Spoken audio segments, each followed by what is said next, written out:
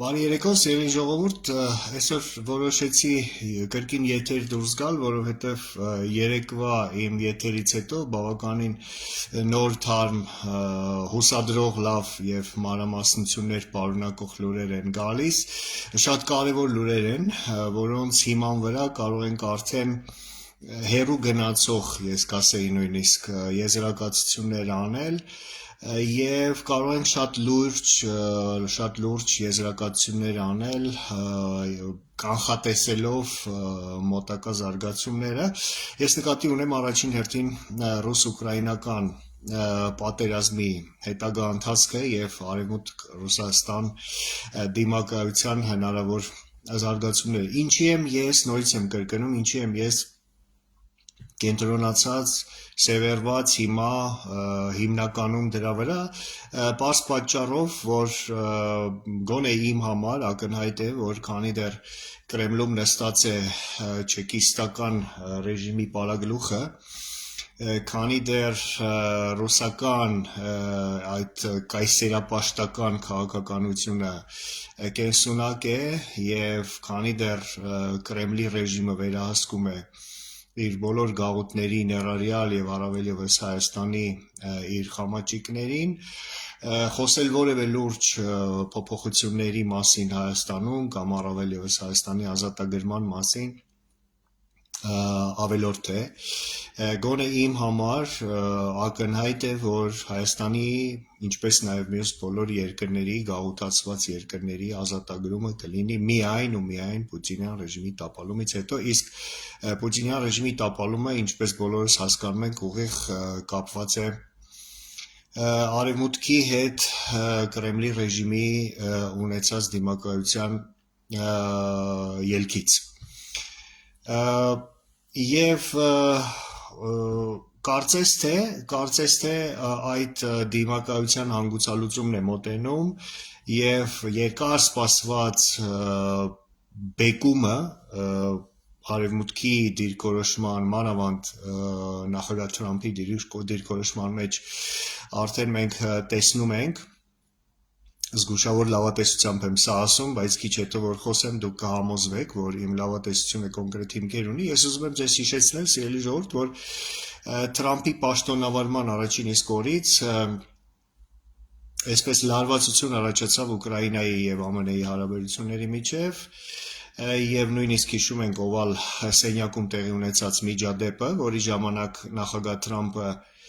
վերջնագրի տեսքով խոսեց նախագահ Զելենսկու հետ, ներկայացնելով Ուկրաինային պահանջներ, որոնցից ես կառանձնացնեի երկուսը, առաջինը որ Զելենսկին պիտի հրաժարվի Ղրիմից, Ուկրաինան պիտի հրաժարվի Ղրիմից խոստանալով, որ ճանաչում է Ղրիմը որպես ռուսական տարածք եւ երկրորդը պիտի անվերապահորեն համաձայնվի ստորագրել միներալների գործարքը, որի տեքստը այն ժամանակ գաղութացնող բնույթ էր կրում, խոսքը գնում էր նրա մասին, որ այդ ընդերքը միներալները օգտակար հանածոները այդ թվում նաև նավթագազը դառնում են ԱՄՆ-ի սեփականությունը ԱՄՆ-ն տնօրինելու է այդ ընդերքի շահագործման նպատակով ստեղծված ֆոնդը առաջացած եկամուտները ԱՄՆ-ի օրենսդրությունը գերիշխելու է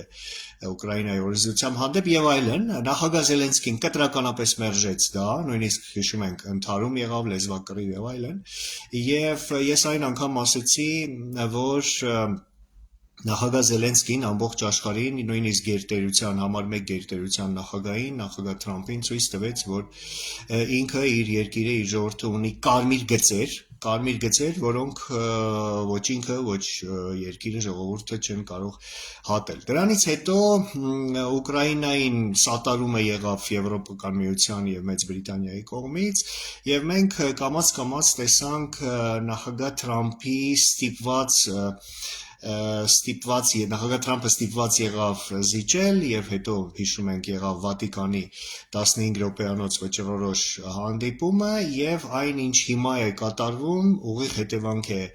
այն ամեն ինչ ես ասեցի եւ նշանակում է որ հիմա արդեն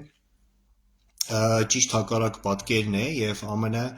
նախագահի ադմինիստրացիան 180 աստիճան փոխել է իր վերաբերմունքը ռուս-ուկրաինական պատերազմի հանդեպ եւ հիմա հակառակը սկսել է կոշտ դիրքորոշումով հանդես գալ Պուտինի հանդեպ, Պուտինյան Ռուսաստանի եւ վերջնագրի տեսքով խոսել նրանց հետ։ Ուրեմն ասեմ, որ Ուկրաինայի նախագահ Զելենսկին, ինչպես գիտենք, խոստացել էր հարվածել Մոսկվային, Ղրիմի կամրջին եւ այլ ռուսական կարևոր ռազմական թիրախներին մայիսի 9-ի շքերթի ժամանակ, սակայն այդ թվում նաև ես տարակուսեցին շատերը, որտեղ դա տեղի չունեցավ եւ շատերը այդ թվում նաև ես տարակուսեցին, թե ինչու դա տեղի չունեցավ, սակայն արդեն 3 ուշ երեկոյան, այսօր առավոտյան եւ օրվա ընթացքում եկած լուրերը բացատրեցին, թե ինչու այնուամենայնիվ Ուկրաինան չհարվածեց Մոսկվային մայիսի 9-ի շքերթի ժամանակ։ Եվ այսպես, Reuters գործակալության դիվանագիտական աղբյուրները հայտնեցին, որ մոտակա ժամերին ու օրերին կհայտարարվի 30-օրյա ամբողջական կամ փուլային, դա դեռ քննարկվում է զինադադարի մասին։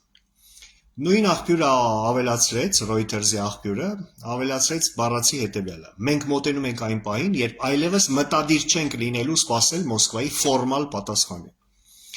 Նույն ինքը Reuters գործակալությունը հաղորդեց հետո, որ դեռ քննարկման հարց է այն, թե արդյոք արժե հայտարարել միակողմանի զինադադարի մասին, թե այնուամենայնիվ Ռուսաստանին կարճ ժամանակ տալ պատասխանի համար։ Ռուսաստանի կողմից զինադադարի ԱՄՆ, Արևմուտքի եւ Ուկրաինայի համատեղ առաջարկի մերժման դեպքում անմիջապես հաշված օրերի ընթացքում կմտցվեն չափազանց կոշտ սանկցիաներ Ռուսաստանի բանկային եւ էներգետիկ ոլորտների հանդեպ, մասնավորապես խոսքը վերաբերում է նավթային էմբարգոյին, խոսքը գնում է Լինցի Գրեմի հայտնի օրենքի եւ Եվրամիության սանկցիաների 17-րդ փաթեթի մասին, որոնք արդեն համաձայնեցված են եւ պատրաստ են ընդունման։ 5 շաբթի մայիսի 8-ին եւ հաջորդ օրը մայիսի 9-ին տեղի ունեցան Մակրոն-Թրամփ, այնուհետև Զելենսկի-Թրամփ հեռախոսազրույցները, որոնց ժամանակ հստակեցվեցին բոլոր հարցերը եւ կողմերը չէին էլ թաքցնում իրենց դժգոհությունն ու զայրույթը Պուտինի բռնած ապակառուցողական դիրքորոշումից։ Զելենսկու հետ իր ունեցած հեռախոսազրույցից հետո ԱՄՆ նախագահ Դոնալդ Թրամփը իր սոցիալական կայքում արված գրառման մեջ վերջնագրի տեսքով զգուշացրեց Պուտինին. եկել է ժամանակը որոշումների, զինադադար կամ կործանարար պատժամիջոցներ։ Փաստորեն, սիրելի ժողովուրդ, կարող ենք ասել, որ կոլեկտիվ արևմուտքի համբերությունը հատել է, այդ թվում նաև նախագահ Թրամփի, եւ հիմա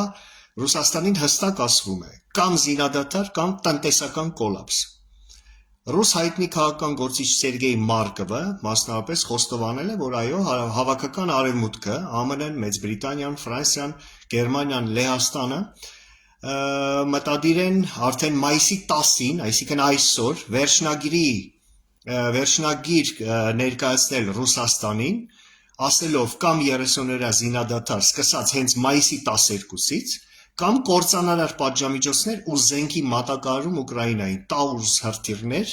մասնավորապես ստիպելով նրան հրաժարվել Ուկրաինայի դեմիլիտարիզացիա իր պահանջից։ Այսպես կոչված ցանկացողների կոալիցիայի Coalition of Willing ղեկավարները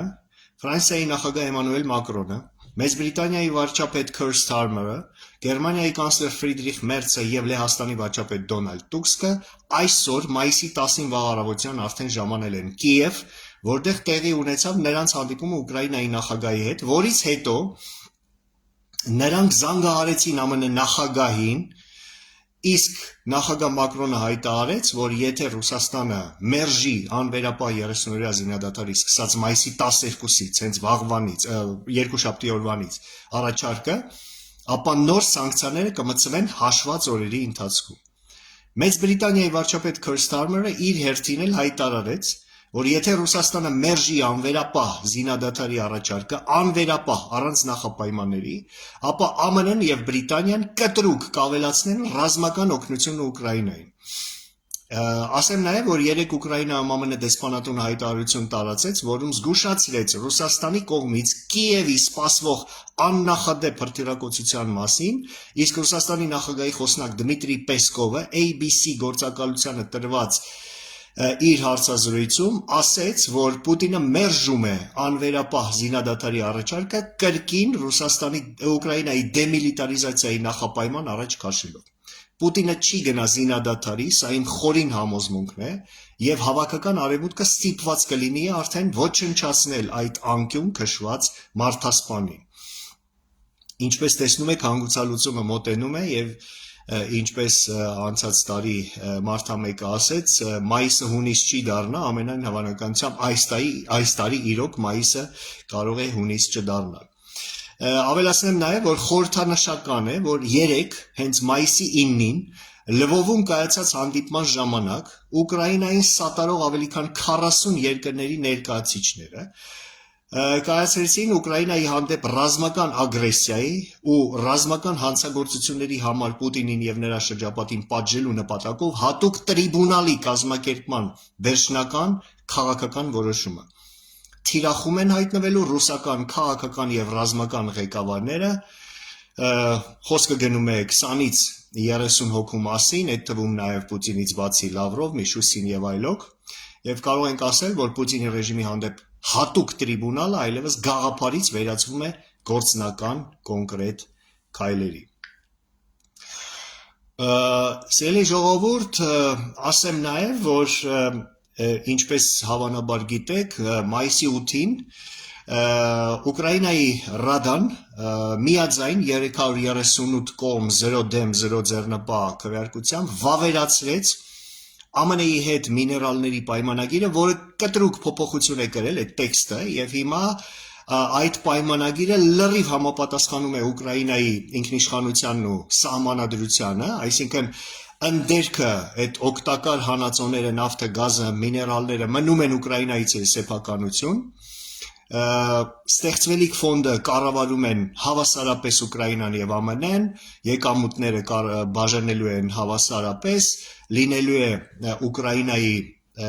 ինվեստիցիայի ներհոս, տեխնոլոգիաների եւ այլն։ Եվ կարող ենք ասել, որ հիմա ԱՄՆ-ն Ուկրաինայում բացի քաղաքական եւ այլ ռազմավարական շահերի ունի նաեւ տնտեսական եւ ֆինանսական շահեր եւ ել ավելի է շահագրգռված Պուտինին պարտադրել խաղաղություն, որպեսզի օր առաջ սկսի շահագործել Ուկրաինայի օգտակար հանածոները, ստանալով եկամուտներ։ Հետևաբար, այս ամենը ասելով արդեն պարզ է դառնում, որ երեք պարզապես արևմուտքի մեր գործընկերները կամ Ուկրաինայի գործընկերները Զելենսկուն խնդրել են մի քանի օր էլ համբերել, չհարվածել այնուամենայնիվ շքերթի ժամանակ Մոսկվային, որտեվ հասկանում ենք, որ եթե երեք Զելենսկին հարվածեր Մոսկվային, իսկ նման լուրջ մտադրություն Զելենսկին ուներ եւ ռուսները աննախադեպ միջոցառումներ էին ձեռնարկել, եթե հարվածեր, ռուսների կողմից կլիներ վայնասուն, որ ահա տեսեք, Ուկրաինան խաղաղություն չի ուզում եւ այլն, իսկ հիմա հակառակը ամբողջ աշխարհը եւ Ուկրաինան Պուտինին ասում են, որ մենք բոլորս կողմ ենք եւ հիմա գնդակը քո դաշտում է։ Սա լուրջ բեկումնային փոփոխություն է եւ հիմա կարող ենք ասել ընդամենը մի քանի օր է մնացել Կրեմլի էլիտայում եղած այն թևի համար, նկատի ունեմ Պուտինի կրտսեր դստեր Կատերինա Տիխոնովային, Կիրիլ Դմիտրիև, Բելաուսով, Ձյումին եւ այդ թևը օլիգարխները Ռիբալովլև, Ռաման Աբրամովիչ, ովքեր որ ուզում են համոզել Պուտինին զինադադար կնքել, որովհետեւ այդ մի քանի օրերի ընթացքում եթե նրանք դա չանեն, ապա նրանք եւս Պուտինի հետ միասին կխորտակվեն եւ վտանգված կլինի ոչ միայն նրանց ունեցվածքը, այլև միգուցե ազատությունն ու կյանքը։ Իսկ եթե Պուտինի հակառակ թևը շրջապատի էլիտայի Պատրուշև, Սեչին, Չեմեզով, Գերասիմով, Շոյգու այդ բազեների թևը զգա, որ Պուտինը այնուամենայնիվ հակված է զինադադար կնքել արևմուտքի հետ, ապա նրանք կհարվածեն Կիևին կամ միգուցե նաև հեղաշրջում կկազմակերպեն, որպեսզի դա թույլ չտան եւ սաբոտաժի ենթարկեն Պուտինի այդ մտադրությունը։ Հիմա հասկանում ենք ինչքան լարված է վիճակը Պուտինի էլիտայի ներսում, կարող ենք ասել, որ մոտակա օրերը մեզ կարող են անակնկալներ պարգևել, սուրպրիզներ պարգևել։ Ես այսօր լսում էի հայտնի իրավապաշտպան Վլադիմիր Ասեչկինի, որը ինքը ինսայդերական շատ լուրջ տեղեկություններ ունի հենց ռուսական ուժային կառույցների ՖՍԲ, ՖՍՕ, ԳՌՈ ներսից, Եվ ինքը ասաց հետևյալը, որ իր աղբյուրները իրեն հայտնել են, որ այսօրվանից ռուսները փակել են երկինքը Կապուստին Յար կոչվող պոլիգոնում եւ բոլոր ռազմավարական ավիացիայի ուժերը եւ ռազմավարական նշանակության հրթիռային զորքերը RVSN, ռակետные войска стратегического назначения, բերվել են բարձր մարտական վիճակին եւ ամենայն հավանականությամբ Ուկրաինայում ԱՄՆ դեսպանատան զգուշացումը զուրկ չէ հիմքերից եւ ամենայն հավանականությամբ Պուտինը եւ նրա շրջապատող բազեները կհարվածեն Կիևին մոտակա օրերին եւ մենք կտեսնենք նոր էսկալացիա, իսկ դա նշանակում է, որ արևմուտքին ոչինչ չի մնա, քան մտցնել այդ ջախջախիչ կործանարար նավթային էմբարգոյին հավասար սանկցիաները, Ուկրաինային մատակարարել Ատակամսներ, Storm Shadow-ներ, Scalp եւ Taurus զենքերը, հրթիռները եւ Ուկրաինային թույլ տալ հարվածել եւ Մոսկվային եւ ռազմավարական օբյեկտներին, նավթա արդյունաբերական նավթամշակման գործարաններին եւ Ղրիմի կամրջին։ Ասեմ նաեւ, որ երեք լուրեր եկան, որ շատ անակնկալ կերպով ուկրաինացիները ձեռնարկել են դեսանտային օպերացիա Անտոնովսկի կամուրջի եւ Ալեշկի բնակավայրի մոտ եւ Դնեպրի ֆարսիրովկա են արել, անցել են Դնեպրը եւ անցել են Խերսոնի մարզի ձախ ափ, ստեղծել են այնտեղ պլացդարմ եւ սա հենց այն է, ինչի մասին զգուշացնում էր մեզ քաչ հայտնի Դոնբասի նախկին հրամանատար Գիրկին Ստրելկովը, FSB-ի գնդապետ, որը հիմա բանտում է, նա, եթե հիշում եք, ես նախորդ եթերներում ասել եմ, նա հայտնել էր, որ ուկրաինացիները ամենայն հավանականությամբ հենց մայիսին պատրաստում են շատ լուրջ անակնկալ, որը կլինի ամենայն հավանականությամբ Ղրիմի ուղղությամբ հարվածի տեսքով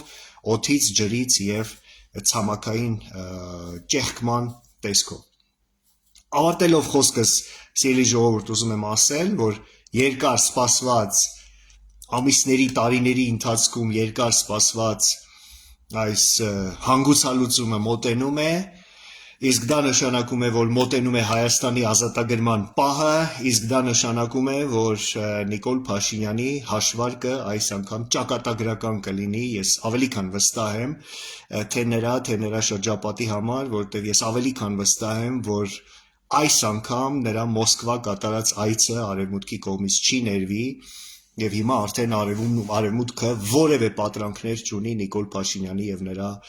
շրջապատի վերաբերյալ եւ ես որևէ կասկած չունեմ, որ այն ժամանակ, երբ բաղձալի այդ պահը գա եւ պուտինյան ռեժիմը փլուզվի, խառնակ վիճակը Մոսկվայում լինի, արևմուտքը կաջակցի այն բոլոր երկրներին եւ ժողովուրդներին, որոնք իրենց քայլը կանեն հրապարակներում, ազատագրական պայքար կնախաձեռնեն անհնազանդության ակցիաների տեսքով, լինի դա Մոլդովայում, Բելարուսում, թե Թբիլիսիում, թե Երևանում, կաջակցի, որովհետեւ արևմուտքը ուզում է, որ այդ երկրները լինեն ազատ, ինքնիշխան եւ կանգնեն քաղաքակիրթ աշխարհի երկրների շարքը եւ դա բխում է հենց առաջին հերթին արևմուտքի ռազմավարական շահերից, մասնավորապես հարավային Կովկասում Հայաստանի եւ Վրաստանի վերաբերյալ։ Այսօր այսքանը, ես պարբերաբար կաշխատեմ այս ուղիղ եթերների ձևաչափով ձեզ տեղյակ պահել,